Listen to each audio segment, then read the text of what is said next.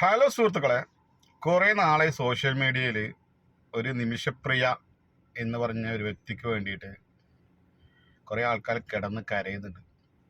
എന്താണ് അതിൻ്റെ ആവശ്യം എന്താണെന്ന് എനിക്കിതുവരെ മനസ്സിലായിട്ടില്ല.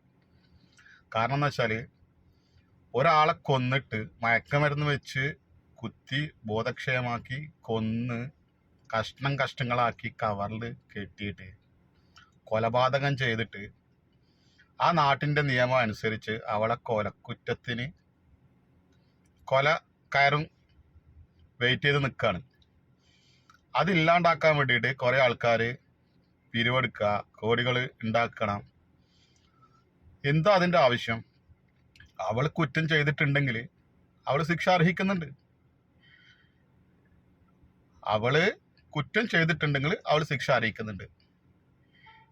ഈ നിമിഷപ്രിയക്ക് വേണ്ടിയിട്ട് ഒരുപാട് ആൾക്കാർ കിടന്ന് കരയുന്നില്ലേ? ചെയ്ത തെറ്റെന്താന്ന് അറിയാണ്ട് ഒരു കുറ്റവും ചെയ്യാതെ ഒരുപാട് ആൾക്കാരുണ്ട് ജയിലിൽ കിടക്കുന്നത്. നിങ്ങൾ അവരെ തെരഞ്ഞു പിടിച്ചിട്ട് അവർക്ക് വേണ്ട സഹായങ്ങൾ ചെയ്തു കൊടുക്കുക.